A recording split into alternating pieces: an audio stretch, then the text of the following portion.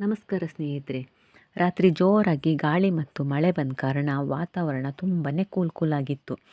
ನಮ್ಮ ಮನೇಲಿ ಸುಮಾರು 10ರಿಂದ 12 ತೆಂಗಿನ ಮರಗಳಿವೆ. ಜನವರಿಯಿಂದ ಮೇವರೆಗೆ ಆಗಾಗ ತೆಂಗಿನ ಮಟ್ಟೆಗಳು ಬೀಳ್ತಾನೆ ಇರ್ತದೆ. ರಾತ್ರಿ ಬೀಸಿದ ಗಾಳಿಗೆ ತೋಟದಲ್ಲಿ ತೆಂಗಿನ ಮಟ್ಟೆಗಳು ಬಿದ್ದಿದ್ವು. ಆವಾಗವಾಗ ಬೀಳೋ ತೆಂಗಿನ ಮಟ್ಟೆಗಳನ್ನ ತಂದು ಅದರಲ್ಲಿ ಕಡ್ಡಿ ಪೊರ್ಕೆಗಳನ್ನ ಮಾಡಿಕೊಳ್ಳೋ ಅಭ್ಯಾಸ ನಂದು. ಅಂಗಳ ಗುಡಿಸೋಕ್ಕೆ ಕಡ್ಡಿ ಪೊರ್ಕೆಗಳ ಅವಶ್ಯಕತೆ ತುಂಬಾ ಇರ್ತದಲ್ವ. ಆದ್ದರಿಂದ ಈ ಟೈಮ್ನಲ್ಲಿ ವರ್ಷಕ್ಕಾಗುವಷ್ಟು ಕಡ್ಡಿ ಪೊರ್ಕೆಗಳನ್ನ ನಾವೇ ಮನೆಯಲ್ಲೇ ಮಾಡ್ಕೋತೀವಿ. ತೆಂಗಿನ ಗರಿ ತರಕ್ಕೆ ಹೋದಾಗ ನನಗೆ 2 ತೆಂಗಿನಕಾಯಿಗಳು ಕೂಡ ಸಿಕ್ಕಿದ್ವು.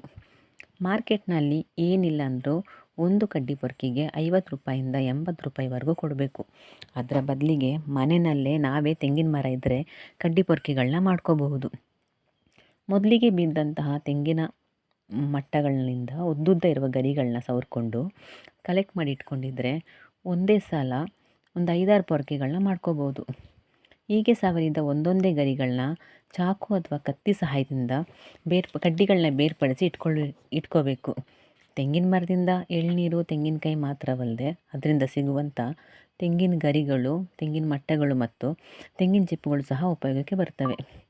ಬಿಡಿಸಿದ ತೆಂಗಿನ ಗರಿಗಳನ್ನ ಹೀಗೆ ಒಂದೊಂದೇ ಬಂಚ್ ಥರ ಮಾಡಿಟ್ಕೊಂಡಿದ್ರೆ ನೀರು ಕಾಯಿಸುವ ಒಲೆಗೆ ಹಾಕಿ ಒಲೆ ಹತ್ತಿಸೋದಕ್ಕೂ ಬಳಸ್ಬೋದು. ಇದರಿಂದ ಒಲೆ ಹತ್ತಿಸೋದಕ್ಕೆ ಕೆರೋಸಿನ್ ಮತ್ತು ಡೀಸೆಲ್ಗಳ ಬಳಸುವ ಅವಶ್ಯಕತೆ ಕೂಡ ಇರುವುದಿಲ್ಲ. ಇನ್ನು ಕಡ್ಡಿಗಳನ್ನ ಒಂದೊಂದೇ ಕಟ್ಟುಗಳನ್ನಾಗಿ ಕಟ್ಟಿಟ್ಕೊಳ್ಬೇಕು.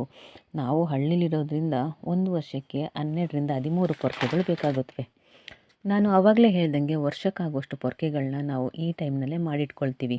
ಹೀಗೆ ರೆಡಿಯಾದ ಪೊರ್ಕೆಗಳನ್ನ ಅಂಗಳ ಗುಡಿಸೋಕ್ಕೂ ಬಳಸ್ಬೋದು. ಈ ವಿಡಿಯೋ ಇಷ್ಟ ಆದರೆ ನಿಮ್ಮ ಅಭಿಪ್ರಾಯಗಳನ್ನು ಕಮೆಂಟ್ ಬಾಕ್ಸ್ನಲ್ಲಿ ಹಾಕಿ. ಹಾಗೆ ಲೈಕ್, ಶೇರ್, ಸಬ್ಸ್ಕ್ರೈಬ್ ಮಾಡೋದನ್ನು ಮರಿಬೇಡಿ. Thank you.